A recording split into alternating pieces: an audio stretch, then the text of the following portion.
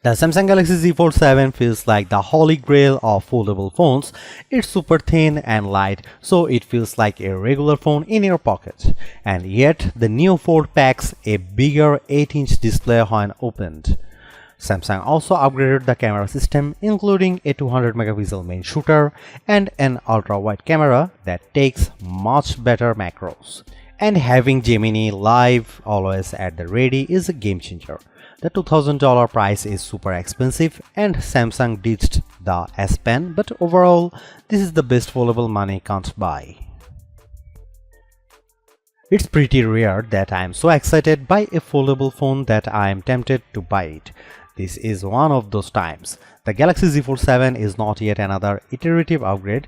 It is a huge leap forward in terms of design. It's so thin and light. I was shocked every time I picked it up for the first week of using the phone. You are no longer being penalized for wanting a phone and tablet in one device. In fact, the Fold 7 is lighter than both the iPhone 16 Pro Max and Galaxy S25 Ultra and also thinner than both of those phones when open. That's pretty freaking amazing for a foldable with a enormous 8-inch display on the inside, a 6.5-inch screen on the outside, and a powerful new 200 megapixel camera. At the same time, Samsung is charging a staggering $2000 for the Galaxy Z Fold 7, which is the second price hike on this model in 2 years. And the phone maker made some sacrifices to get he fold this thin. Bye bye S Pen. Now that I have been living with the Galaxy Z Fold 7, here is my reasons to buy and skip in my full review, and how it stacks up to other flagships like the Galaxy S25 Ultra. Who is this for? Power users looking for a tablet and phone in one device without the usual foldable phone penalty of heft and bulk. What does it cost? The Galaxy Z Fold 7 starts at $1,999 US. That's a $100 price hike over the Galaxy Z Fold 6 in the US. What do I like? The amazingly thin and light design, the larger displays, more advanced 200 megapixel camera, and the seamless integration of Gemini Live AI. What do I not like?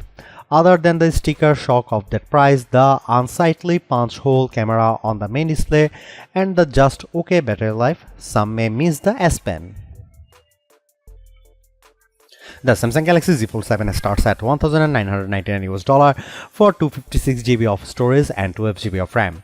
No, that's not a typo. That's $100 more than the Galaxy Z Fold 6 and the most expensive phone you can buy in the US. The Fold 7 is more affordable in the UK and Australia, with prices starting at £1,799 and $2,899 Australian dollar. Opting for the 512 GB model will run you $2,199 US. Want to try 1 terabyte? You are looking at $2,419 US, but at least that includes a bump in RAM to 16 GB.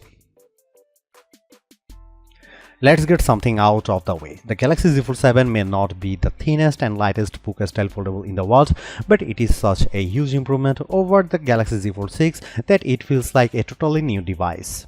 Measuring 8.9mm thick, folded and 4.2mm unfolded, the Z Fold 7 is 26% thinner than the Z Fold 6, and when I hold them side by side, the contrast is dramatic. Seriously, it's the difference between wanting to carry this phone in my front or back pocket and using a coat pocket or my bag.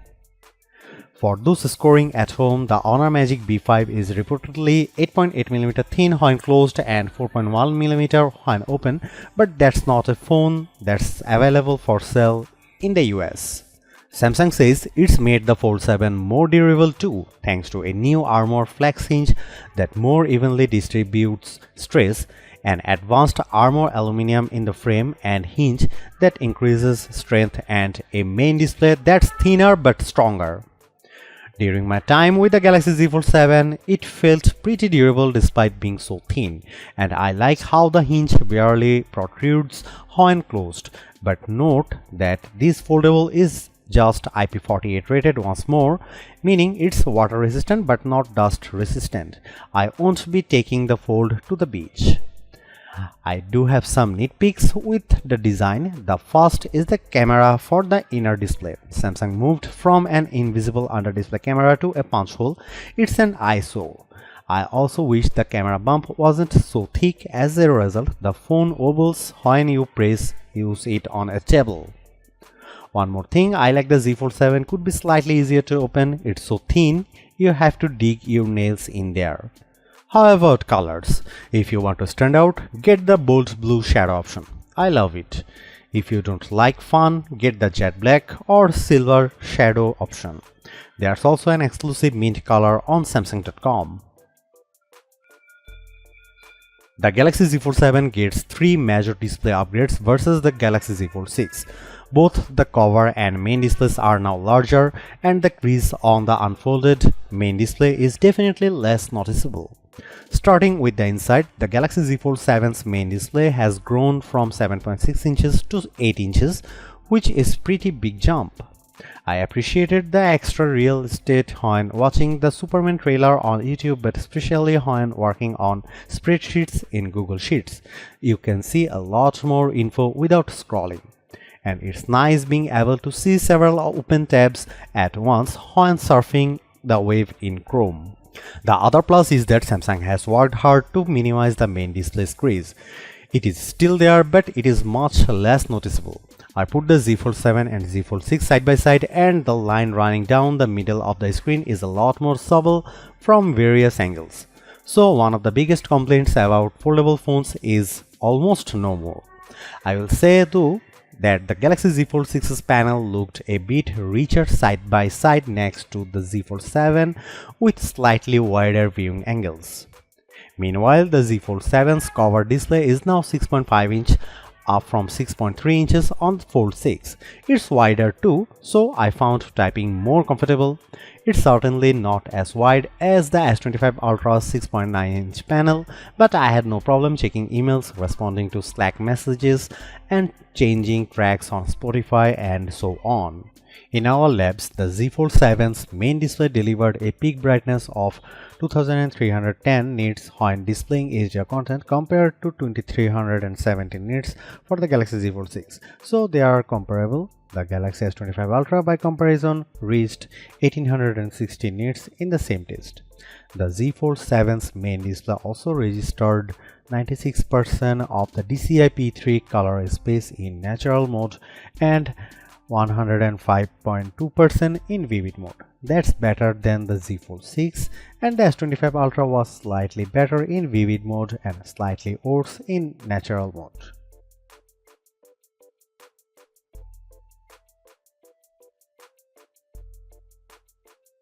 The large camera lump on the back holds the 200 megapixel main, 12 megapixel ultra wide, and 10 megapixel 3x telephoto cameras.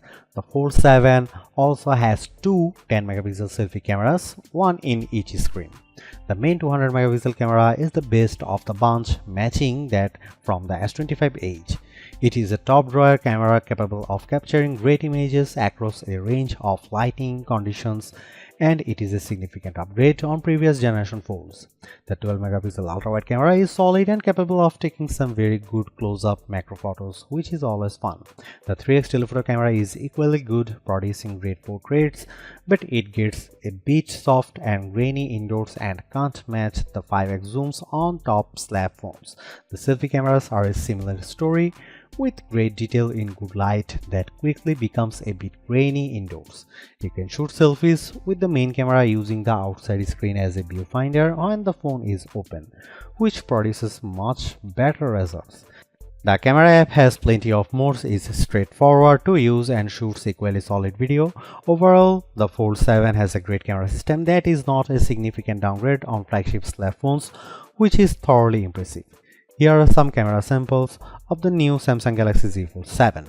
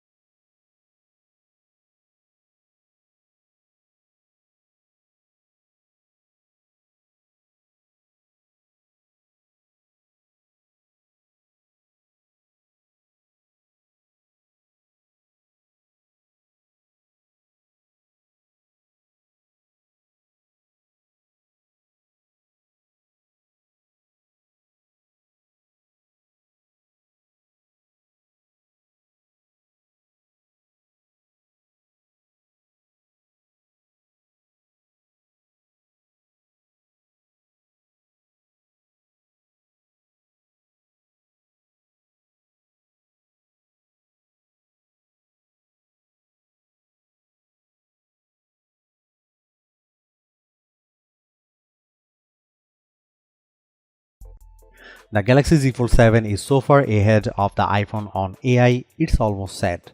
While there aren't many new features versus what the S25 Ultra introduced, Samsung deserves credit for making more of its Galaxy AI tools foldable friendly, and Gemini steals the show. I love that you can just long press the Z Fold 7's side button and then quickly launch into a live audio and video chat with Gemini Live. The window just pops up on the bottom right side so it doesn't cover up the app you are using. I also like that you can share your screen with Gemini and ask questions about it. For example, I opened a photo of the Bryant Park fountain and asked about when it was made. I learned that Josephine Shaw Memorial Fountain in Bryant Park was dedicated in 1912 and it's the first major public memorial dedicated to a woman in New York City. You can even ask Gemini questions while you are playing a game. I asked where I should go next in Wuthering Waves and Gemini gave me directions to get to the next checkpoint. The Galaxy Z Fold 7 is also super smart when it comes to generative AI photo edits. I just tapped the eraser button and it automatically recommended a bunch of people to zap out of my photo. With a couple of taps, they were gone. I appreciate that you can see the before and after side by side on the big 8-inch display. The same thing goes for other generative AI image tools like turning you and your friends into a comic, 3D cartoon, watercolor, or sketch. You can even have AI fun with your pets now, including a funky fisheye lens option. One of the more popular Galaxy AI tools gets a boost with the Galaxy Z Fold 7 and that's Audio Eraser. You can now remove background noise not just from the video recordings in the Gallery app but also in voice recorder, notes and call transcripts. In one video, I could easily remove unwanted voices in the background in auto mode and then I could fine-tune from there for the exact desired result. It took me playing only a few minutes of Wuthering Waves on the Galaxy Z Fold 7 to know this is a powerhouse phone. The graphics look stunning and the frame rate stayed super smooth as I battled a ginormous monster and ran for my life. I could easily run 3 apps at once using the multi-window features such as Slack, Gallery and Spotify, and it's neat that you can drag and drop images from one window to another. On Geekbench, which measures CPU performance, the Galaxy Z Fold 7 Snapdragon 8 Elite chip paired with 12GB of RAM notched 3052 on the single core portion of the Geekbench test and 9735 on multi-core. That's about the same as the Galaxy S25 Ultra. The results are similar on our video transcoding test using Adobe Premiere Rush, taking 52 seconds to transcode a 4K video to 1080p. Strangely, last year's Fold 6 finishes in a quicker 40 seconds. The iPhone 16 Pro Max was way faster than them all. However, the iPhone lags the Fold 7 on the 3D Mark graphics test. The Foldable reached 41 frames per second on the demanding Solar Bay Unlimited portion of the test compared to just 28 FPS for the iPhone 16 Pro Max. Samsung has done it. They have won over a foldable phone skeptic with a design that just feels right. The Galaxy Z Fold 7 is a trump of engineering, packing larger displays in a design that's so thin and light you forget that you are carrying a foldable around. You get 2 vibrant screens in one device, awesome multitasking power and a flagship grade camera system. And the AI features really shine on this bigger canvas, especially Gemini Live screen sharing. So what's the problem? The $2000 price is super steep and I wish Samsung found a way to pack in a larger battery. I personally can live without the S Pen, though creatively inclined users may be peeved, and I really don't mind the punch hole camera. The megapixel upgrade makes up for it. I think the Galaxy S25 Ultra is better option if you want longer battery life, even better cameras and S Pen support for 100s less. But if you are even thinking about splurging for a foldable, you will be more than happy with the Galaxy Z Fold 7. It's the best foldable phone you can buy in the US and maybe the world. It finally feels like the future we were promised is here.